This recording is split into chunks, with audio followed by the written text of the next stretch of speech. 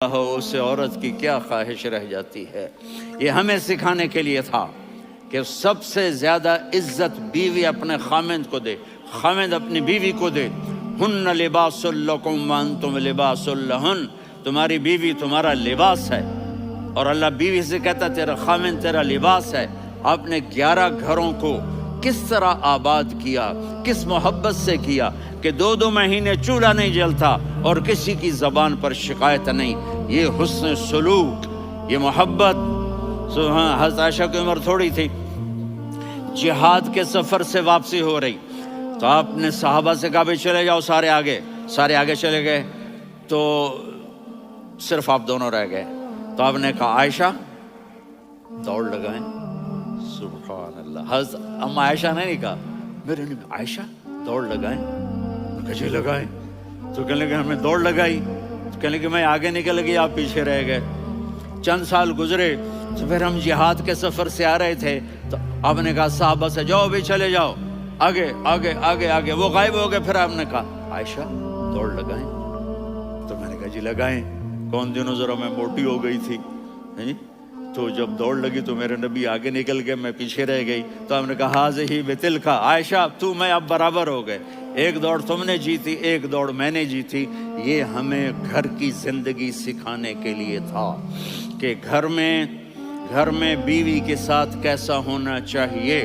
اور عورتوں کے لیے کہا اگر میری شریعت میں سجدہ ہوتا تو میں بیوی سے کہتا اپنے خامند کو سجدہ کرے، تاکہ ایک نسل تیار ہو، بیلنس زندگی گزارو۔ میں نے کل بھی کہا تھا، آج بھی کہہ رہا ہوں، امبیلنس لائف ہماری اولاد کو تباہ کر رہی ہے۔ میرے پاس پرسوں 30-40 لوگ آ گئے، وہ یہاں جو ایک سلمہ صاحبہ ہیں، سلمہ ہی نام ہے نا، سلمہ زاہد، تو ایک نے کہا جی یہاں ہم اولاد کے بارے میں بڑے پریشان ہیں، کیا کریں، کوئی ہمیں اس کا سلوشن بتائیں۔ میں نے کہا بہت آسان ہے، ماں اپنے بچے کو ٹائم دے، نصیحت کی بات نہیں کر رہا ہوں، ٹائم دے۔ میں نے کل آپ کو شکل بنا کے دکھایا تھا کہ میرے نبی حسن حسین کو کمر پہ بٹھا کے کمرے میں چکر لگاتے ہیں۔ اتنے بڑے ہستی، اتنے بڑے نبی، اور بچوں کے لیے وقت نکال رہے ہیں اور ان کو لے کر گھوم رہے ہیں۔ پھر دونوں بھائیوں کو اتار دیتے اور ان کی بہن زینب کو بٹھاتے اور پھر کمرے میں چکر لگاتے، پھر فرماتے تمہارا اونٹ کیسا ہے۔ ایک دفعہ آپ سجدے میں گئے، فرض نماز، فرض، اور سجدہ لمبا، اتنا لمبا ہوا کہ صحابہ سمجھے اللہ کے نبی فوت ہو گئے۔ عبداللہ بن مسعود فرماتے ہیں میں پہلی صف میں تھا تو میں نے یوں کر کے دیکھا، بھئی چکر کی ہے، تو دیکھا دونوں بھائی حسن حسین میرے نبی کی کمر پہ چڑھے ہوئے تھے اور میرے نبی نے سجدے سے سر نہیں اٹھایا۔ یہ کام کرو تو بچے تم سے پیار کریں گے۔ تم کہتے ہو بچے ہم سے ڈرتے نہیں، میں نے کل بھی کہا تھا ڈائن نہ بنو، ماں بنو، تھانے دار نہ بنو، باپ بنو۔ تو انہوں نے ایسے ہاتھ آگے کیا کہ میں بچوں کو نیچے اتاروں، تو مجھے دیکھنا، آپ نے یہاں سے ایسے سجدہ ہوتا ہے نا، تو آپ نے ادھر یا ادھر سے دیکھا کہ ایک ہاتھ آگے آ رہا ہے میرے بچوں کو اتارنے کے لیے، تو آپ نے سجدے میں یوں کیا، یہ دیکھ رہے ہو، وہ پیچھے ہٹ گئے۔ جب تک وہ خود نہیں اترے میرے نبی نے سجدے سے سر نہیں اٹھایا، اور جب نماز سے فارغ ہوئے تو ایک دم دونوں کو اپنی گود میں لیا کہ ابی ہما و امی لا تؤذوہما، میری جان قربان ہو ان دونوں پر، یہ میرے جگر کے ٹکڑے ہیں، انہیں دکھ نہ پہنچانا۔ کیا آپ دیکھ رہے تھے ایک زہر میں تڑپ تڑپ کے مارا جائے گا اور ایک کا سر کاٹ کے نیزے پہ چڑھایا جائے گا۔ آپ کو اولاد کی محبت، نبی جس دن آپ جا رہے تھے پیر 12 ربیع الاول 11 ہجری 611 عیسوی 6 جون، آپ نے ساری بیویوں کو بلایا، اطمینان سے ملے، رخصت فرما دیا۔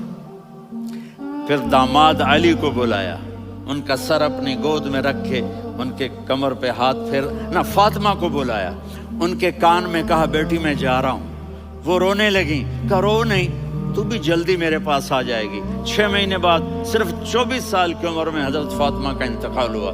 پھر آپ نے علی کو بلایا، دعا دی کہ پھر حسن حسین کو بلاؤ۔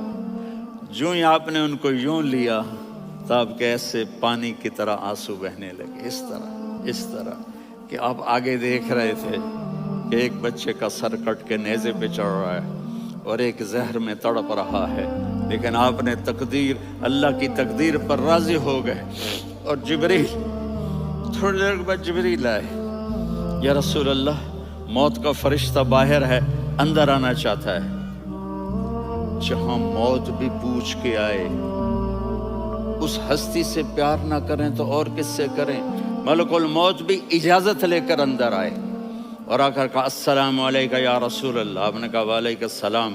کہا یا رسول اللہ آپ پہلی ہستی ہیں جنہیں میں سلام کر رہا ہوں، میں نے نبیوں کی جانیں نکالی، نیکوں کی، کسی کو سلام نہیں کیا، آپ پہلے ہیں جنہیں میں سلام کر رہا ہوں۔ یا رسول اللہ آپ پہلے ہیں جنہیں آپ کے رب نے کہا کہ میرے نبی سے پوچھ کے اندر جانا، بغیر پوچھے نہ جانا۔ آپ پہلی ہستی ہیں، میرے رب نے کہا آنا چاہیں تو لے آنا، رہنا چاہیں تو چھوڑ کے آ جانا۔ آپ نے فرمایا اگر میں کہوں تو میری جان نکالو گے؟ کہا جی نکالوں گا۔ تو آپ نے جبریل کو دیکھا، آدمی یہاں سے سوال کرتا ہے کہ تو کیا کہتا ہے، جاؤں یا ٹھہروں؟ تو جبریل کہنے لگے یا رسول اللہ، اللہ آپ کی ملاقات کے شوق میں ہے۔ اوپر سارے سٹیج سج گئے ہیں آپ کے ویلکم کہنے کے لیے، آج ساتوں آسمان کے فرشتے اکٹھے۔ سنو اب میری آخری بات ہے۔ آپ نے کہا دیکھو حسن حسین کے لیے ہاتھ نہیں اٹھائے، دیکھ رہے تھے تڑپتا ہوا زہر میں اور کٹتا ہوا سر، ان کے لیے ہاتھ نہیں اٹھائے۔ آپ نے جبریل سے کہا جاؤ اللہ سے پوچھ کے آؤ میرے بعد میری امت کے ساتھ کیا کرے گا۔ یہ جو ہم بیٹھے ہوئے ہیں گناہوں کے داغ اپنے سینے پر لے کر، چہرے پر لے کر، کہا جاؤ پوچھ کے آؤ میری امت کے ساتھ کیا کرے۔ ملک الموت وہیں کھڑا رہا، جبریل واپس گئے اور وہاں سے پیغام آیا کہ میرے محبوب ہم آپ کی امت کو تنہا نہیں چھوڑیں گے، مجھے میرے رب کی عزت کی قسم، ادھر ٹائم بھی ختم ہو چکا ہے، میں آخری بات کر رہا ہوں، اگر اس وقت میرے نبی یہ اللہ کو نہ منواتے تو آج ہم بھی بندر خنزیر بن کے پھر رہے ہوتے۔ دعائیں دو اس کملی والے کو جو اپنا جگر کٹا گیا۔ ایک رات آپ بھوک سے لیٹے ہوئے ایسے، کبھی یوں ہوتے ہیں کبھی یوں ہوتے ہیں، کرو حضرت عائشہ کے گھر کی باری، کبھی ایسے ہوتے ہیں کبھی ایسے ہوتے ہیں، پھر ایک دم آپ آگے ہوئے اور وہ جو چارپائی کی لکڑی ہوتی اس پر اپنے پیٹ کو یوں رکھا اور ایسے جھک گئے، یوں جھک گئے۔ حضرت عائشہ بے قرار ہو کے کھڑی ہو بیٹھ گئے، یا رسول اللہ یہ آپ کیا کر رہے ہیں، یہ کیا کر رہے ہیں؟ کیا کر رہے تھے؟ معدے کو اکٹھا کر رہے تھے، بھوک کی شدت۔ فرمایا عائشہ بھوک بڑی لگی، عائشہ بھوک بڑی لگی۔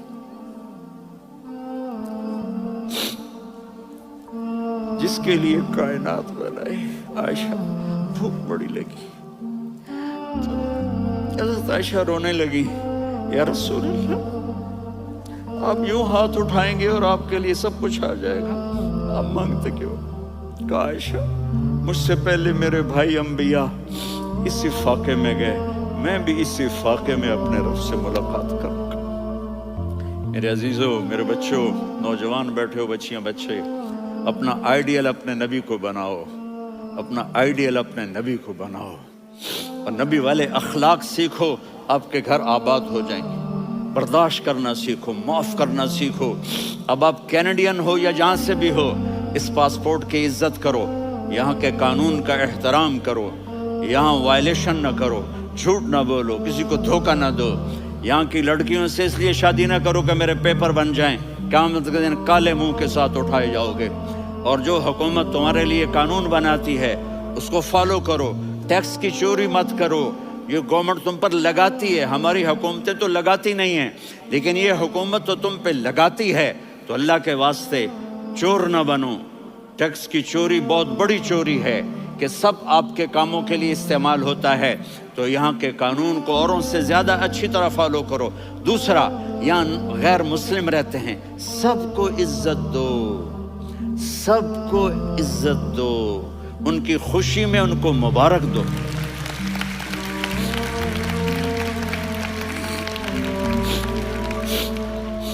وہ ان پہ غم آئے تو جا کے ان کے دکھ درد کو بانٹو، وہ بیمار ہو جائیں تو ہاسپٹل پوچھنے جاؤ، وہ مر جائیں تو گھر والوں سے جا کر افسوس کرو، تب جا کر وہ اسلام کے لیے سوچیں گے کہ یہ کون ہے محبت کرنے والے، ہمدردی کرنے والے۔ ہم اپنے ہی کنویں میں گھوم رہے ہیں مینڈک کی طرح، کس طرح بات آگے جائے گی جب تک وہ ہمارے اخلاق نہیں دیکھیں گے، ہماری محبت نہیں دیکھیں گے، ہماری خدمت نہیں دیکھیں گے۔